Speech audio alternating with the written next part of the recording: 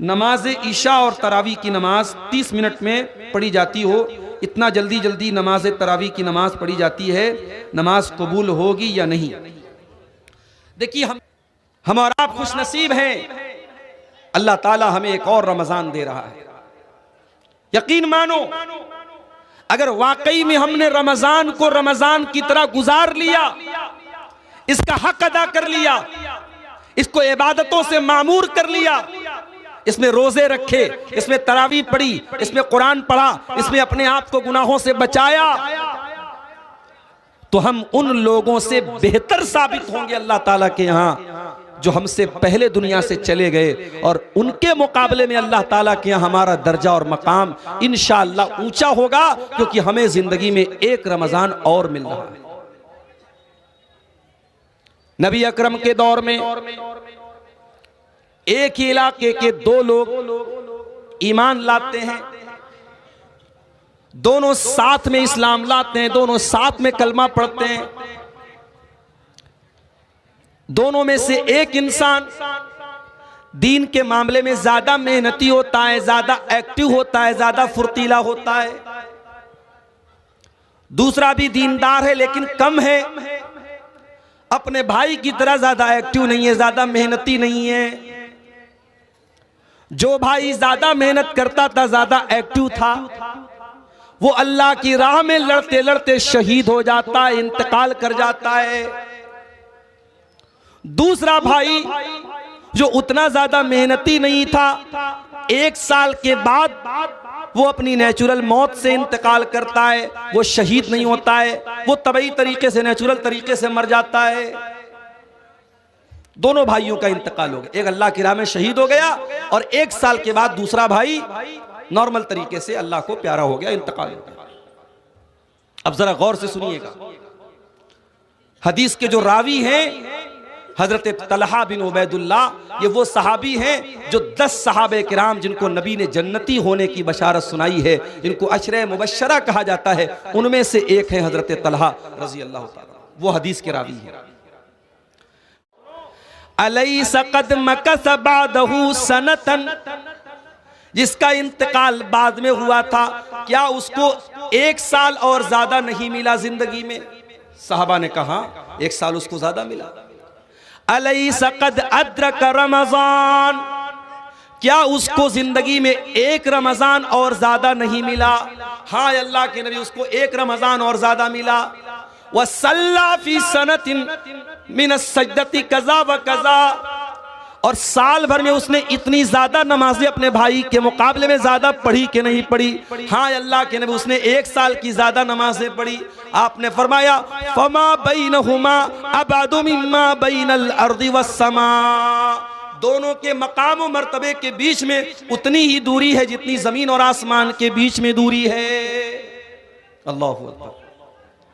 1 साल बाद मरने वाला इंसान अपने भाई से मकाम और मर्तबे में इतना दूर है, इतना बड़ा उसका मकाम है जितना जमीन व आसमान के बीच का फासला और गैपिंग है। मेरे प्यारे साथी, हम और आप वो खुश नसीब लोग हैं मेरे साथी, हमें जिंदगी में 1 रमजान और मिलने जा रहा है। दुआ कीजिए, और सहाबा भी ये दुआ करते थे, अल्लाहुम्मा सल्लिम लना, अल्लाहुम्मा सल्लिमना ले रमजान, ऐ अल्लाह तू रमजान तक हमको सलामत रख, व सल्लिम लना रमजान, और रमजान को सलामती वाला हमारे लिए बना दे, व तसल्लम हो मिन्ना मुतकब्बला, और रमजान में हम जो इबादत करें ऐ अल्लाह तू उसको कबूल फरमा ले। ये सहाबा की दुआ थी, ये ताबईन की दुआ थी। मेरे साथियों, आओ दुआ करें हम, अल्लाह ताला हमको सेहत के साथ, सलामती के साथ रमजान के महीने को गुजारने की तौफीक अता फरमाए। इस मुबारक महीने के इस्तिकबाल के तौर पर, इसके वेलकम के तौर पर, इसके स्वागत के तौर पर मैं चंद बातें आपके सामने रखना चाहूंगा। हमारी और आपकी एक आदत है, हमारे घर में जब कोई बड़ा मेहमान आता है तो हम उस मेहमान के हिसाब से तैयारी करते हैं। कुछ नहीं करते तो कम से कम अपने घर को, अपने कमरे को, अपने आंगन को, अपने मेहमान खाने को हम साफ करते हैं कि भाई हमारा मेहमान आ रहा है, वो एक अच्छा मैसेज लेकर के जाए। रमजान का मुबारक महीना ये भी एक मेहमान बन के आ रहा है, और ये इतना मुबारक मेहमान है कि जब ये महीना आता था, अल्लाह के प्यारे नबी सल्लल्लाहु अलैहि वसल्लम अपने सहाबा को खुशखबरी सुनाते थे। आप बताते थे सहाबा को कि बहुत बेहतरीन महीना आ चुका है, बहुत बरकत वाला महीना आ चुका है। नसई की सही रिवायत है, जब रमजान का महीना आता था, अल्लाह के नबी अपने सहाबा से फरमाते थे, अताकुम रमजान शहरुन मुबारकुन फरदल्लाहु अज़्ज़ा व जल्ला अलैकुम सियामा। ऐ मेरे सहाबा, रमजान आ चुका है, बरकत वाला महीना आ चुका है, रोजे तुम्हारे ऊपर फर्ज किए गए हैं। तुफ्तहु फी अब्वाबुस समा, इस महीने में आसमान के दरवाजे खोल दिए जाते हैं। व तुग़लक़ु फी अब्वाबुल जहीम, और जहन्नम के दरवाजे बंद कर दिए जाते हैं। व तुग़ल्लु फी मरदतुश शयातीन, और इस महीने में सरकश किस्म के शैतानों को कैद कर दिया जाता है, जकड़ दिया जाता है। लिल्लाहि फीहि लैलतुन हिय खैरुम मिन अल्फि शहर, अल्लाह की कसम इस महीने में एक रात ऐसी है जो 1000 महीनों से बेहतर है। मन हुरिमा खैरहा फक़द हुरिमल खैर कुल्ला, जो उस रात की इबादत से महरूम हो गया, जो उस रात की भलाई से महरूम हो गया, वो तमाम भलाइयों से महरूम हो गया। ये मुबारक महीना बिल्कुल करीब आ चुका है। इस मुबारक महीने के आने से पहले हम जरा अपना अपना जायजा लें कि हम रमजान में एंट्री करने जा रहे, रमजान में दाखिल होने जा रहे, हमारा हाल क्या है। कहीं ऐसा तो नहीं कि हम गुनाहों की दलदल में डूबे हुए हैं? कहीं ऐसा तो नहीं दुनिया में हमारे घर में मेहमान आता है, हम अच्छा कपड़ा पहनते हैं, घर को सजाते हैं, आंगन को सजाते हैं, और रमजान का महीना आ रहा है और हम और आप अल्लाह की नाफरमानियों में डूबे हुए हैं, गुनाहों में डूबे हुए हैं, हमारे दिल गंदगियों से भरे हुए हैं। मेरे प्यारे साथियों, इस मेहमान के लिए अपने आप को तैयार करो, और इस मेहमान के लिए अपने आप को तैयार करना है तो सबसे पहला काम यही करो कि तौबा करो अल्लाह ताला से। हमें से बहुत सारे लोग ऐसे हैं, पिछले साल वो हमारे बीच में थे, इस साल वो हमारे बीच में नहीं है। उनमें बुजुर्ग लोग भी हैं, 80-90 साल के होकर के अल्लाह के पास चले गए, और ऐसे भी लोग आपके बीच में रहे होंगे जो बिल्कुल नौजवान थे, यंग थे, और किसी बीमारी में, किसी हादसे में, किसी एक्सीडेंट में उनका इंतकाल हो गया और वो अल्लाह को प्यारे हो गया। मुझे याद है, इसी झारखंड के इलाके में एक महीना भी शायद नहीं हुआ होगा, देवघर के इलाके में मेरा प्रोग्राम था, और अगले दिन मुझे बनारस जाना था। सुबह मेरी क्लास का मामला था, वहां भी ऐसा ही हुआ। रात में 11-11:30 बजे तक मेरी तकरीर हुई, और वहां रात भर का प्रोग्राम नहीं होता। उन लोगों ने कहा ठीक है मौलाना, आपकी तकरीर आखिरी होगी और आप करके निकल जाइएगा। 4 व्हीलर से मैं वहां गया था, और तकरीर करके जैसे ही मैं वहां से निकला हूं, आधा घंटे के बाद फोन आया कि यहां बहुत बड़ा हादसा हो गया। उस प्रोग्राम से तकरीबन 4-5 किलोमीटर की दूरी पर एक गांव था, उस गांव का नाम था नारोडी। उस गांव का एक नौजवान, बिल्कुल यंग 20-22 साल का नौजवान लड़का, वो लड़का प्रोग्राम में आया था, और बाद में जब फोटो मैंने देखा तो मुझे याद आया कि वो लड़का मुझसे मिलने भी आया था। तकरीर के बाद मैं स्टेज से उतरा, मुसाफा भी उसने किया था। वो बाइक से आया था प्रोग्राम में, और प्रोग्राम खत्म होने के बाद जब वो लड़का वापस जाने लगा तो मेन रोड से जब वो मुड़ने लगा है, टर्न करने लगा है, उसने सोचा कि रात का समय है, इंडिकेटर जलाने की क्या जरूरत है। उसने डायरेक्ट गाड़ी को मोड़ा है, इंडिकेटर का उसने कोई इशारा नहीं दिया। पीछे से एक पिकअप ने उसको टक्कर मारी है, और इतनी जोरदार टक्कर मारी, पिकअप अपने आप में एक भारी गाड़ी होती है, उसकी बाइक में जाके वो पिकअप लड़ी है, वो लड़का ऑन द स्पॉट इंतकाल कर जाता है। छोटे छोटे 2 बच्चे हैं उसके। उसकी बीवी ने नहीं सोचा होगा कि हमारा शौहर जलसे में जा रहा है, वापस नहीं आ पाएगा, उसका जनाजा आएगा, उसकी लाश आएगी। उसके माँ बाप ने नहीं सोचा था कि हमारा बच्चा कुछ देर के बाद हमसे जुदा हो जाएगा। मगर यही कड़वी सच्चाई है मेरे प्यारे साथियों, मौत आती है और हमारी हंसती खेलती जिंदगी को उदासी और गम में बदल देती है। और ये मौत कब आएगी हम नहीं जानते। देखिए बीच बीच में माहौल मैं देख रहा हूं कि कहीं से कुछ शोर होने लगता है, कोई आवाज आने लगती है। आप सुकून से तकरीर सुने। मैं बहुत लंबी तकरीर आज कर नहीं पाऊंगा, मेरे पास टाइम भी कम है, आखिर में चंदा भी करना है। आप सुकून से सुने, इंशाअल्लाह जो बातें आपके सामने बयान होंगी बहुत अहम बातें और काम की बातें आपके सामने आएंगी। आप मजलिस का जो वकार है, सुकून है, आप बहुत सीरियस होकर सुन रहे हैं, इसको बाकी रखिए। मेरे भाइयों, मैंने जो आयत आपके सामने खुतबे में पढ़ी थी वो सूरह निसा की आयत थी।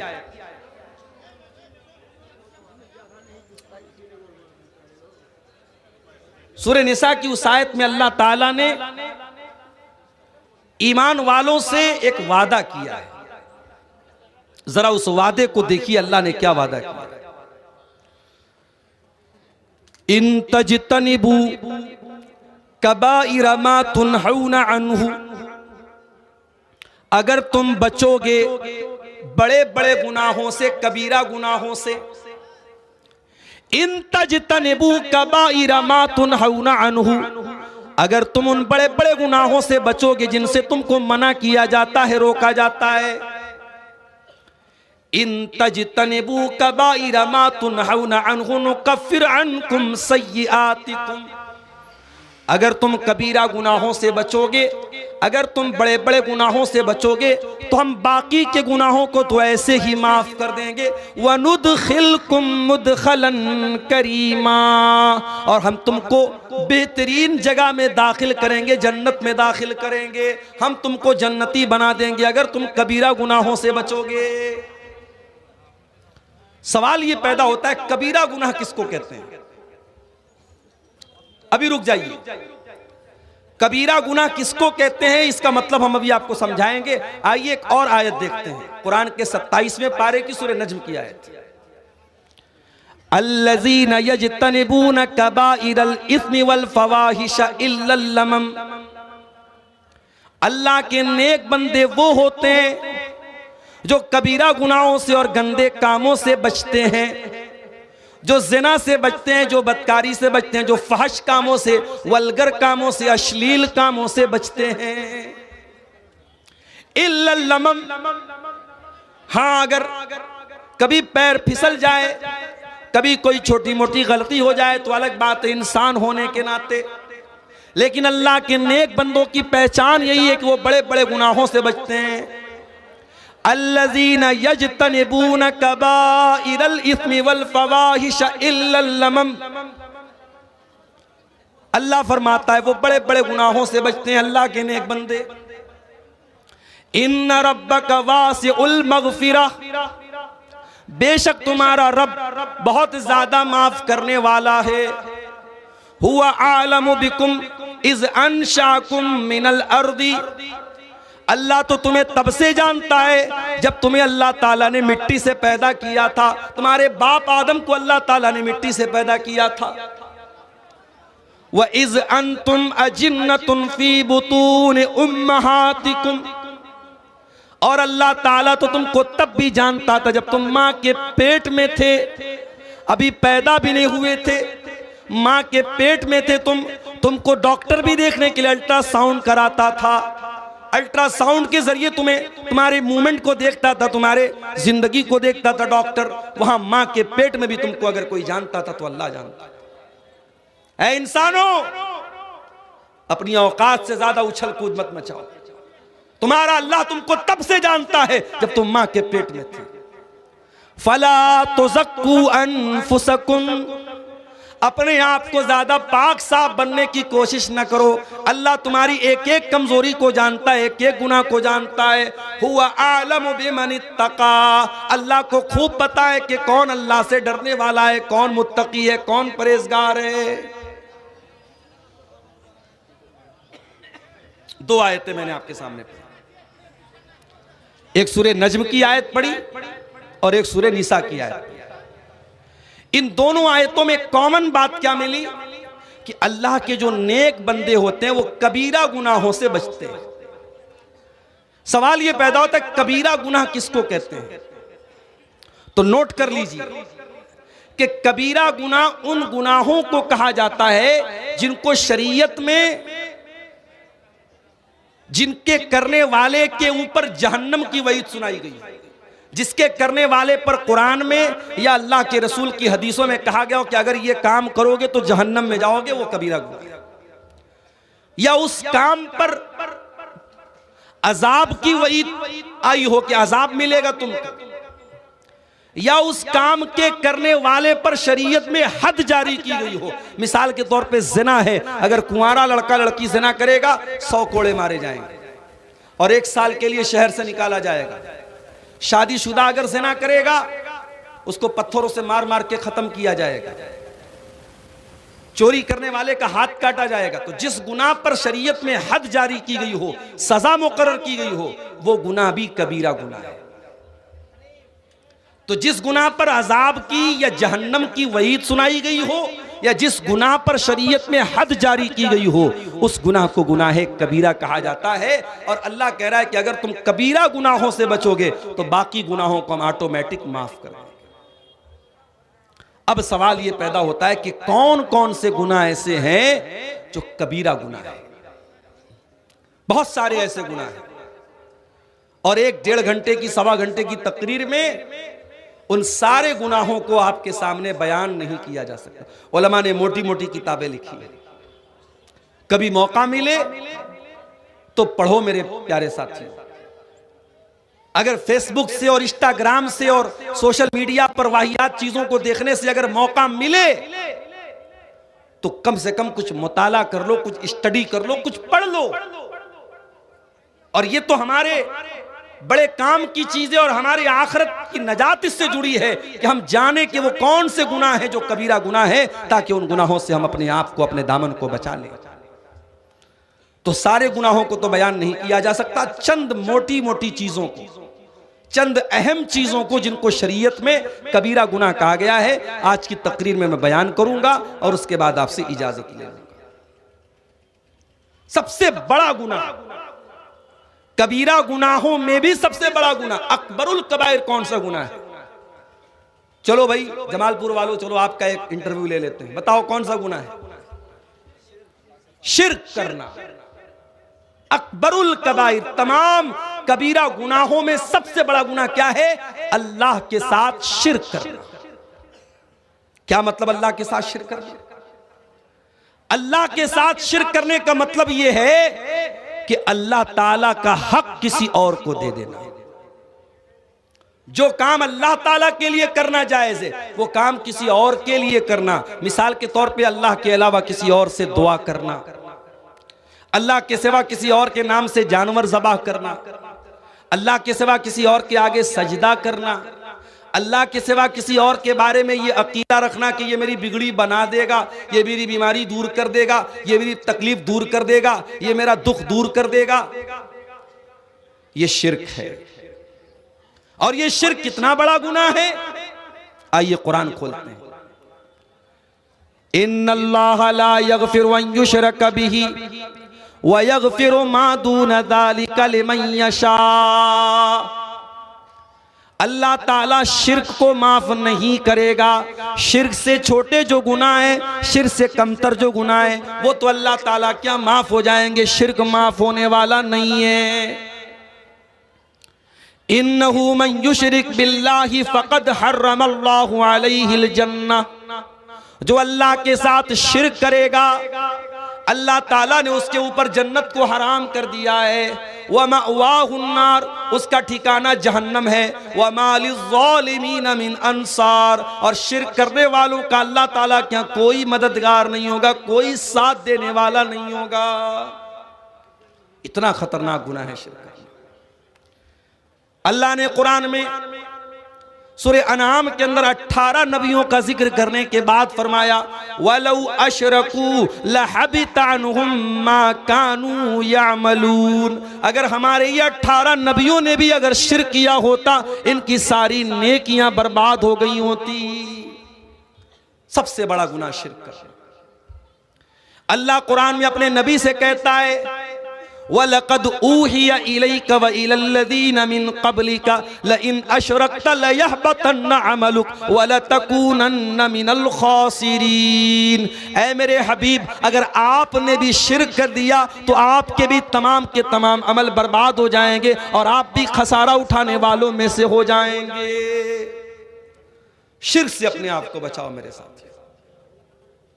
आज मैं इस इलाके में बैठा हूं और खुशी के साथ ये कहता हूं कि ये वो इलाका है जहां आपको शिर्क के अड्डे बहुत कम मिलेंगे, ना के बराबर मिलेंगे। एक बड़ी तादाद हमारे उन भाइयों की है जो कुरान और हदीस को फॉलो करते हैं, जो शिर्क और बिदअत से दूर रहते हैं। ये बहुत खुशी की बात है और बहुत खुशकिस्मती की बात है मेरे साथ।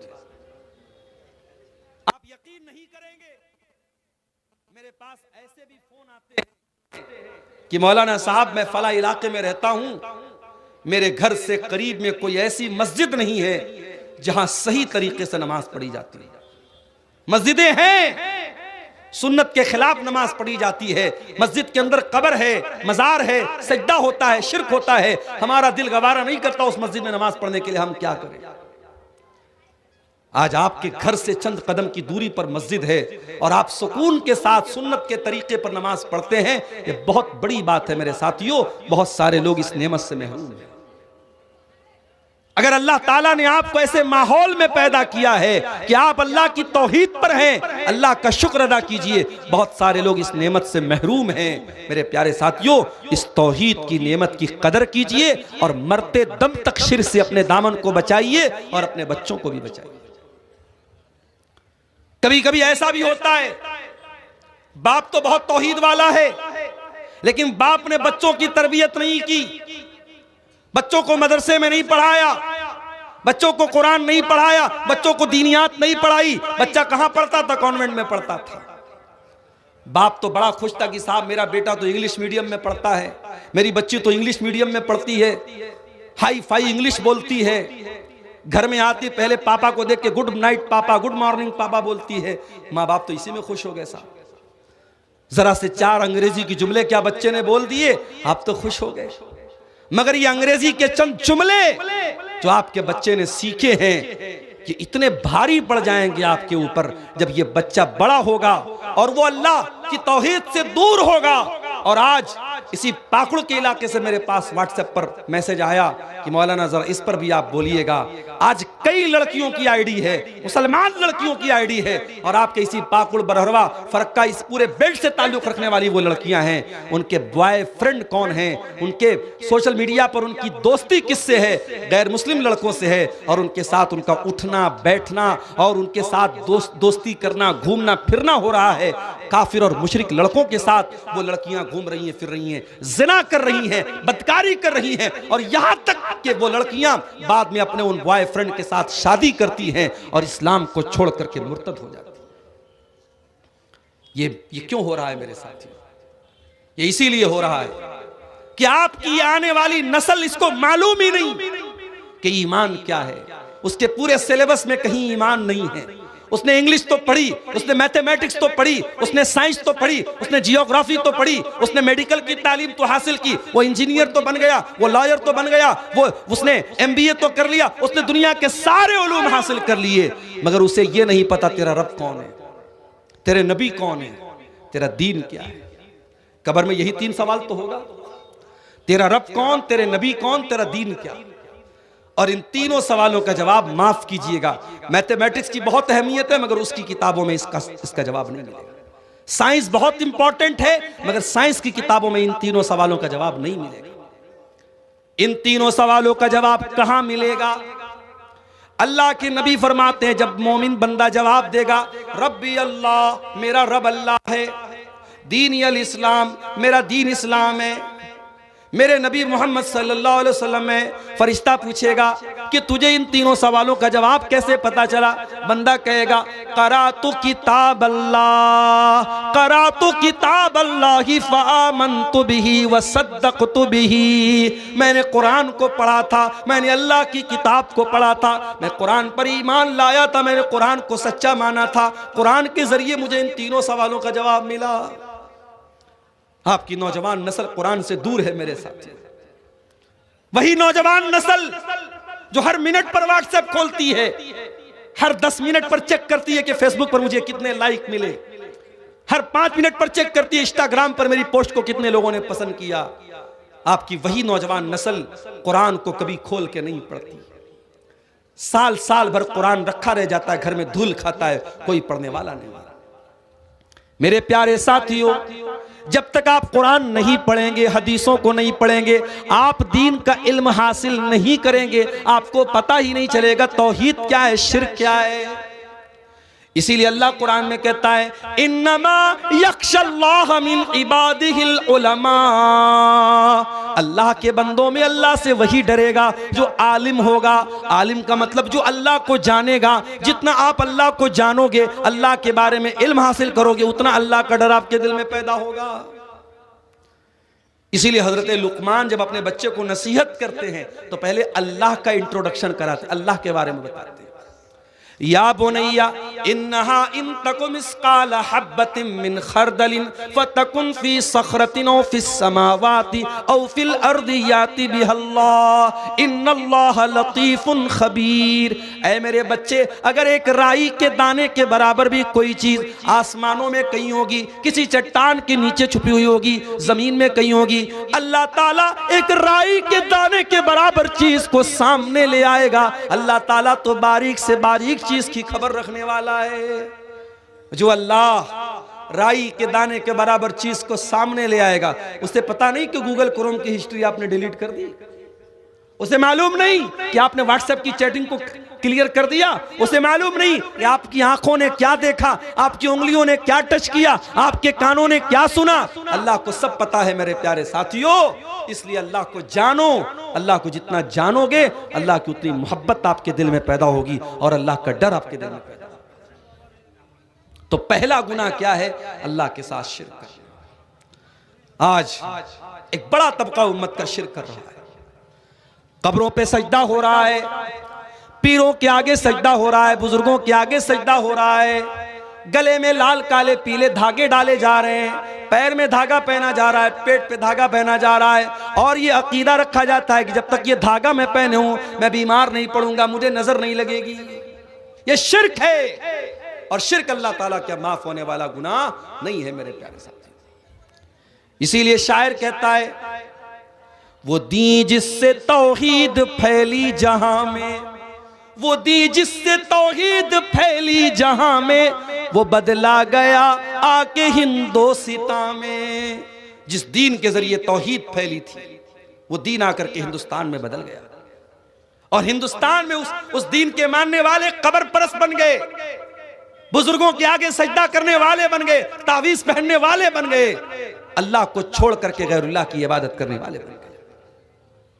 इसीलिए मौलाना हाली कहते हैं करे गैर गर बुत की पूजा तो काफिर, कवाकिब में माने करिश्मा तो काफिर, झुके आग पर बहरे सजदा तो काफिर, जो ठहराए बेटा खुदा का तो काफिर, मगर मोमिनों पर कुशादा है राहें, परस्तिश करें शौक से जिसकी चाहें, नबी को जो चाहे खुदा कर दिखाएं, इमामों का रुतबा नबी से बढ़ाएं, मज़ारों पे जा जा के नजरें चढ़ाएं, शहीदों से जा जा के मांगे दुआएं, न तौहीद में कुछ फर्क इससे आवे, न इस्लाम बिगड़े न ईमान जावे।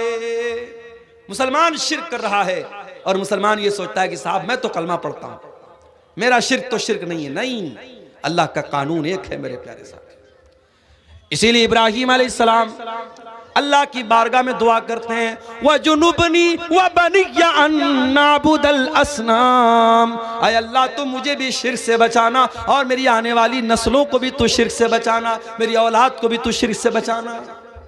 तो ये पहला गुनाह है, कबीरा गुनाह। कौन सा? शिर्क। अल्लाह ताला हम सबको शिर्क से बचने की तौफीक अता फरमाए। दूसरा गुनाह, दूसरा बड़ा गुनाह, किसी बेकसूर को कत्ल करना, किसी निर्दोष की हत्या करना।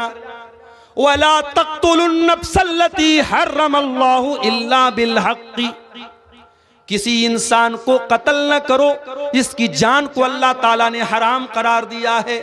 हाँ, उसको कत्ल किया जा सकता है जिसको कत्ल करने का हक है, जिसको कत्ल करने की शरीयत में परमिशन दी गई है।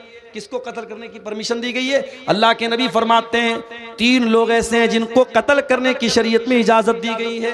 अस्सय्यिबुज़्ज़ानी, एक वो इंसान है जो शादीशुदा है और ज़िनाकार है, उसकी शरीयत में सजा क्या है? सजाए मौत है।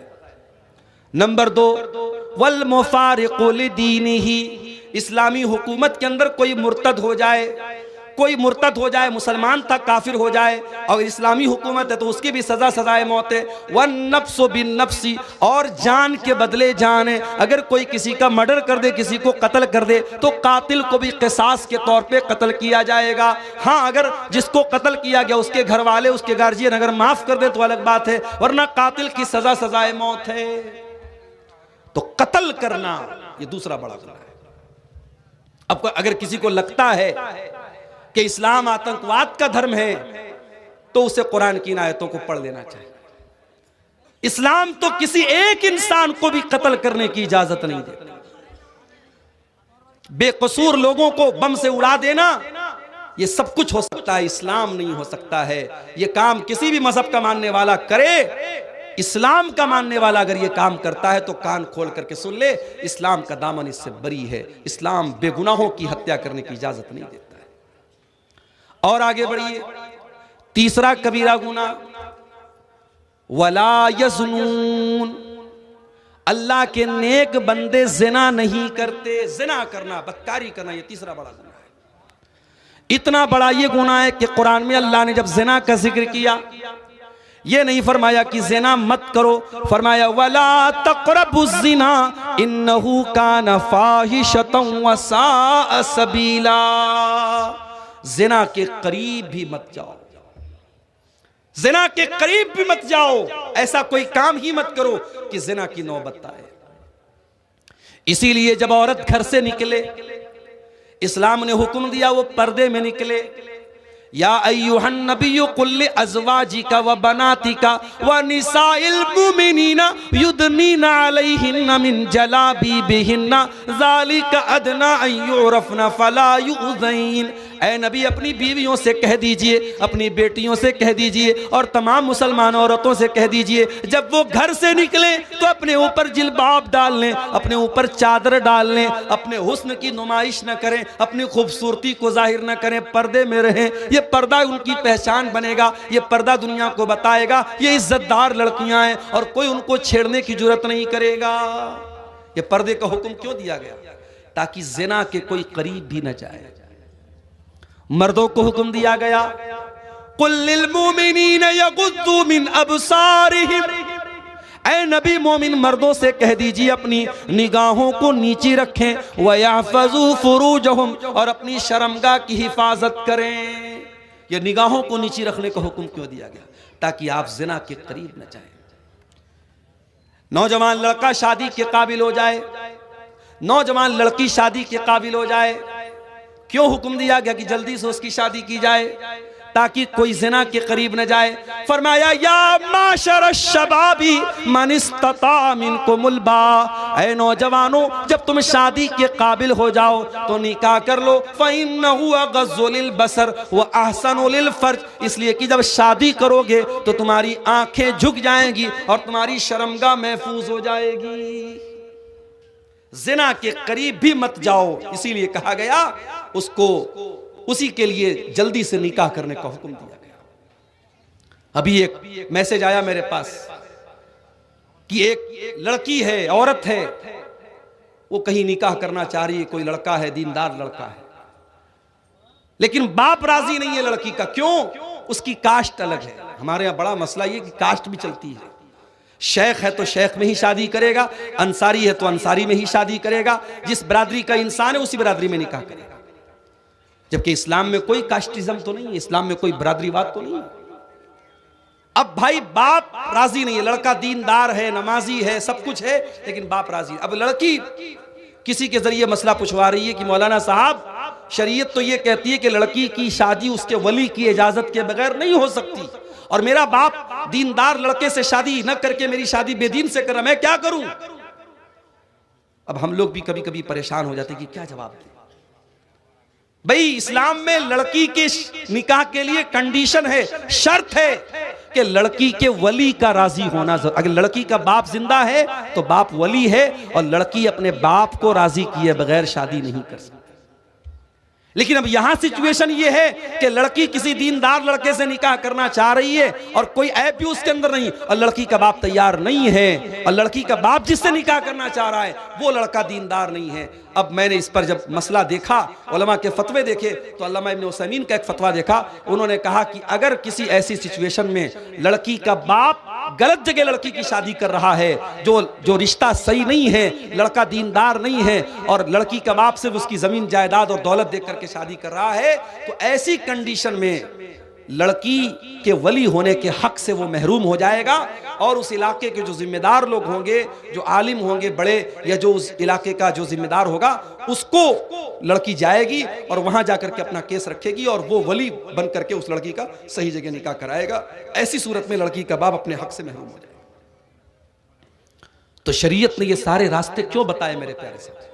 ताकि हम जिना के करीब भी न जाए। आज हालात क्या हैं? लड़की घर से निकलती है, उसका पूरा शरीर नजर आता है, बेपर्दा और बेहया होकर के वो लड़की घर से निकलती है। और जो लड़कियां कॉलेजों और स्कूलों में पढ़ती हैं, वो तो ये समझती है कि भाई ये पर्दा वर्दा तो ये मदरसे में पढ़ने वाली लड़कियों को सूट करता है, हम तो अप टू डेट है, हम तो हाई फाई हैं, उनको अपने सर पे तो पट्टा रखने की जरूरत भी महसूस नहीं होती है। याद रखो मेरी प्यारी बहनों, मेरे माओ बहनों, ये आपका पर्दा, ये आपके ईमान की अलामत, आपके मुसलमान होने की अलामत है। अल्लाह कुरान में अपने नबी से कहता है, वकुल्लिल मुमिनाति यग़ज़ुज़्न मिन अब्सारिहिन्ना व यहफ़ज़्न फ़ुरूजहुन्ना।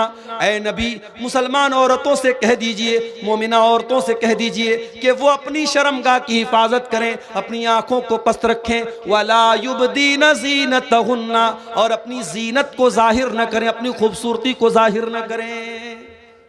यहां तक कहा अल्लाह ने, वल यज़रिबना बिखुमुरिहिन्ना अला जुयूबिहिन्ना। ऐ मुसलमान औरतों, तुम अपने दुपट्टे को अपने सीने पर रखो। बाप सामने है, बेटा सामने है, अपना भाई सामने है, महरम रिश्तेदार सामने है, महरम के सामने भी औरत अपने दुपट्टे को सीने पर रखेगी, गरेबान पे रखेगी। अपने महरम के सामने भी औरत को बेपर्दा होने की इजाजत नहीं है, अपनी जीनत को ढांपने का हुक्म दिया गया। क्यों कहा अल्लाह के नबी ने कि जब कोई लड़का लड़की, जब कोई मर्द औरत अकेले में मिलते हैं, ला यख़्लुवन्न रजुलुन बिइम्रातिन इल्ला वसालिसुहुम अश-शैतान। जब कोई मर्द किसी औरत से अकेले में मिलता है तो तीसरा शैतान होता है। क्यों कहा? ताकि जिना के करीब भी न जाए। और आज कान खोल के सुन लो, ये जिना का बहुत आसान रास्ता सोशल मीडिया के जरिए से पैदा हुआ है। ये व्हाट्सएप पर जो बातें हो रही हैं, ये जो फेसबुक के जरिए इंट्रोडक्शन हो रहा है, बाप माफ कीजिएगा, मैंने ऐसे केस भी देखे हैं। लड़का मदरसे का पढ़ा हुआ आलिम है, लड़की मदरसे की पढ़ने वाली आलिमा है, सारी जिंदगी कुरान और हदीस पढ़ते पढ़ाते रहे हैं, मगर इस सोशल मीडिया ने उनको भी जिना के गड्ढे में डाल दिया है। शैतान तो आलिम के साथ भी लगा है, शैतान तो आलिमा के साथ भी लगा है। खबरदार, अपनी बहनों से कहना चाहूंगा और उनके गार्जियन से भी कहना चाहूंगा, लड़कियां अगर अभी छोटी हैं, क्या जरूरत है उनके हाथ में मुस्तकिल एक मोबाइल देने की? मैं ये नहीं कहता लड़कियां मोबाइल इस्तेमाल ना करें, अभी बच्ची छोटी है, अभी क्लास 8-9 में पढ़ रही है, उसके हाथ में अपना पर्सनल मोबाइल होना क्यों जरूरी है? जब लड़कियां समझदार हो जाएं, मैच्योर हो जाएं, तब उनको मोबाइल दीजिए, और इस नसीहत के साथ मोबाइल दीजिए कि ये मोबाइल नहीं है, ये दो धारी तलवार है। इस तलवार से तुम अपने आप को भी कत्ल कर सकती हो, अपनी इज्जत का जनाजा भी इसी मोबाइल से निकाल सकती हो। अपनी बहनों से कहना चाहूंगा, अगर आपको फेसबुक पर आईडी बनाने का शौक है तो बनाओ। अगर आप ये कहती हैं कि हम फेसबुक का इस्तेमाल अल्लाह के दीन की तबलीग के लिए करते हैं और अच्छी चीजों को शेयर करते हैं, इस बात की गारंटी मुझे दे दीजिए कि आप किसी के साथ चैटिंग नहीं करेंगे। शैतान कहां से हम, उस नज़्म में भी मैंने यही पैगाम दिया था, इस मोबाइल से हम बेहया हो गए। आज बेहयाई इस मोबाइल ने बहुत फैला दिया है मेरे साथ। आप यकीन नहीं करेंगे, छोटी छोटी बच्चियां, क्लास 8 क्लास 9 में पढ़ने वाली बच्चियां, आज जब वो स्कूलों में जाती हैं तो अब वो बहुत अच्छे घर से ताल्लुक रखती हैं, दीनदार घर है, बाप नमाजी है, भाई नमाजी है, माँ नमाजी है, घर में दीन का माहौल है। लेकिन जब स्कूल में जाती हैं तो वहां दूसरी लड़की कहती है, अरे तेरे कितने बॉयफ्रेंड हैं। ये बॉयफ्रेंड बनाने का कल्चर, ये गर्लफ्रेंड बनाने का कल्चर, ये लड़का लड़कियों का दोस्ती करने का कल्चर, फिर मिलने जुलने का कल्चर, ये आज हमारे समाज को बर्बाद कर रहा है, हमारी छोटी छोटी बच्चियों को ज़िना के रास्ते पे लेके जा रहा है। आज आप बड़े बड़े शहरों की बात नहीं कर रहा हूं, ये पाकुड़ तो एक छोटा शहर है। आप पाकुड़ चले जाएं, फरक्का चले जाएं, मालदा चले जाएं, आप मुसलमानों की किसी बस्ती में चले जाएं, आज जो जिना की अड्डे हैं, जो होटल्स हैं, जो पार्क हैं, जो रेस्टोरेंट्स हैं, कोई ऐसा जिना का अड्डा नहीं मिलेगा जहां आपको कोई बुर्का नशीन लड़की, बुर्का पोस्ट लड़की आपको न मिल जाए। आज जिना के इन अड्डों पर आपकी बुर्का वाली इस्लामी बहनें भी पाई जा रही हैं। ये पूरी कौम के लिए चुल्लू भर पानी में डूब मरने का मकाम है मेरे साथ। वला तक़रबुज़्ज़िना, ऐ मेरे बंदो तुम ज़िना के करीब भी न जाना। नबी अकरम को ख्वाब में वो मंजर दिखाया गया, आपने देखा कि एक तंदूर है, जिस तंदूर के अंदर कुछ मर्द औरत उल्टे लटके पड़े हैं और नीचे से आग के शोले आते हैं और उनकी शर्मगाहों में दाखिल हो रहे हैं, और जब उनकी शर्मगाह में वो शोले जाते हैं वो चिल्लाने लगते हैं। आपने पूछा ये कौन लोग हैं, ये कौन लोग हैं जिनको ये दर्दनाक अजाब दिया जा रहा है? फरमाया गया हाउलाइ ज़ुनातु वज़्ज़वानी, ऐ अल्लाह के नबी ये आपकी उम्मत के ज़िनाकार मर्द और ज़िनाकार औरतें हैं। बड़ी दर्दनाक सजा है जिना और बदकारी की। ये चंद लम्हों की लज्जत आपकी आखिरत को बर्बाद कर देगी। इसलिए मेरे भाइयों, ये तीसरा बड़ा गुनाह है जिनाकारी करना, इससे अपने दामन को बचाओ। और आगे बढ़िए, वह अकुलुर रिबा, सूद खाना, ब्याज खाना। ब्याज खाना आज कहीं बंधन लोन के नाम से, कहीं जो है औरतों को लोन देने की स्कीम के नाम से, अलग अलग तरीके से सूद और ब्याज के तरीके हमारे समाज में चल रहे हैं। कहीं हैवी डिपॉजिट के नाम पे, कहीं अपने खेत को दूसरे को पैसा दे करके, बड़ी रकम दे के खेत को दे दिया गया और वो खेत से फायदा उठा रहा है और हम उसके पैसे से फायदा उठा रहे हैं। ये तमाम शक्लें आप अपने उलमा से पूछिए कौन सी शक्ल सूद है, कौन सी शक्ल सूद नहीं है। अगर सूद है और आप सूद की रकम खा रहे हैं तो आप अपनी आखिरत को बर्बाद कर रहे हैं मेरे साथियों। अल्लाह कुरान में कहता है यमहकुल्लाहु रिबा व युर्बिस सदक़ात, अल्लाह ताला सूद को मिटाता है और सदका खैरात को बढ़ाता है। सूद खा करके आप अपने माल की बरकत को खत्म कर रहे हैं मेरे साथी। ये सूद बहुत बड़ा गुनाह है, इतना बड़ा गुनाह है कि कुरान कहता है फ़इल्लम तफ़अलू फ़ाज़नू बिहर्बिम मिनल्लाहि व रसूलिही, अगर तुम सूद खाना नहीं छोड़ोगे तो अल्लाह से और उसके रसूल से जंग करने के लिए तैयार हो जाओ। तो सूद खाना बहुत बड़ा गुनाह है। वह अक्लो मालिल यतीम, यतीम का माल खाना भी कबीरा गुनाह है, यतीम का माल खाना भी बड़ा गुनाह है। इन्नल्लज़ीना याकुलूना अमवालल यतामा ज़ुल्मा, जो यतीम का माल खाते हैं इन्नमा याकुलूना फी बुतूनिहिम नारा, वो अपने पेट में जहन्नम की आग भरते हैं। कभी किसी यतीम का माल मत खाओ। अगर आपके भाई का इंतकाल हो गया और आपके भाई के छोटे छोटे बच्चे यतीम बच्चे हैं तो बेदर्द बेरहम न बन जाओ और ये मत कहो शरीयत की दुहाई देते हुए कि अरे इन यतीमों का कुछ नहीं बनता, मेरे बाप की मीरास में तो मेरा हक बनता है, मेरा भाई तो मर गया, बाप की जिंदगी में उसका नहीं बनता। उन यतीमों पर तरस खाओ और अपने बाप से कह करके उन यतीमों को भी उन वसीयत का हक दिलवाओ ताकि वो बच्चे जो है वो यतीम बच्चे महरूम न रह जाए। और एक दो बातें और बयान करके फिर हम जलसे के असल मकसद की तरफ आएंगे और आप सबसे अपील करेंगे कि आप आइए और मेरे हाथ पर आप मस्जिद के लिए जो चंदा है वो देते हुए जाए। मेरे पास अब वक्त बिल्कुल 20 मिनट का वक्त बचा है। एक दो बातें और बयान करके हम चंदे की तरफ आते हैं। कबीरा गुनाहों की बात हम कर रहे हैं मेरे साथ। कबीरा गुनाहों में एक बहुत बड़ा गुनाह नमाज का छोड़ना है। जो लोग नमाज छोड़ते हैं जानबूझ करके, वो कान खोल करके सुन ले, नमाज का छोड़ना बहुत बड़ा गुनाह है, कबीरा गुनाह है। अल्लाह ने कुरान में 16वें पारे में जहां अपने नबियों का जिक्र किया, नबियों का जिक्र करने के बाद फरमाया फखलफा मिन बादिहिम खल्फुन अज़ाउस्सलाता वत्तबउश्शहवाति फसौफा यल्कौना गय्या। मेरे नबियों के बाद ऐसे नालायक लोग आए जिन्होंने अपनी ख्वाहिशात की पैरवी की और जिन्होंने नमाजों को बर्बाद किया, नमाजों को छोड़ दिया। ऐसे लोग जहन्नम की आग में डाले जाएंगे। नमाज की पाबंदी करो मेरे साथियों, नमाज किसी हाल में माफ नहीं है। आज मस्जिद की तामीर के लिए जलसा हो रहा है। मस्जिद क्यों बनती है? नमाज पढ़ने के लिए। मगर हमारा हाल क्या है? मस्जिद तो बना ली शब भर में ईमा की हरारत वालों ने। किसकी तरफ से है? या इलाही अजमले आसी पे कर देना करम, तेरी रहमत के बिना कोई न बख्शा जाएगा, तेरी रहमत के बिना कोई न बख्शा जाएगा। मत करो नाराज रब को जलजला आ जाएगा। ये वक्त मेरा पूरा हो गया है। 2-3 सवालात हैं, जल्दी जवाब दे लेते हैं। हम लोग 4 भाई हैं। एक को 10 बड़ी गाड़ी का मालिक बना रखा है और एक टीचर हैं, और एक को घर का मालिक बना रखा है और एक लड़का को लावारिस बना के रखा है, उसको कुछ नहीं दे रहा है। वालिद साहब ज़मीन जायदाद का मालिक है, बहुत सारा ज़मीन है। बराए मेहरबानी करके हमारे साथ कितना नाइंसाफ़ी हो रहा है, वजाहत के साथ इस पर अपनी राय दें। देखिए, बाप अपनी ज़िंदगी में अगर औलाद को कुछ दे रहा है तो उसको बराबर बराबर देना पड़ेगा, इंसाफ करना पड़ेगा। बाप अगर किसी एक बेटे को ज्यादा दे रहा है, एक बेटे को कम दे रहा है, एक बेटे को बिल्कुल नहीं दे रहा है, तो ये बाप बहुत बड़ी नाइंसाफी कर रहा है और अल्लाह ताला क्या उसकी पकड़ होगी। अल्लाह के रसूल के एक सहाबी थे हजरत बशीर रजी अल्लाह ताला अन्हु, वो अपने एक बेटे नोमान को कोई खजूर का बाग देना चाहते थे। वो अल्लाह के नबी के पास आए और उन्होंने कहा कि अल्लाह के नबी, मैं अपने बेटे को ये खजूर का बाग देना चाहता हूं और इस हिबा पर मैं आपको गवाह बनाना चाहता हूं, तो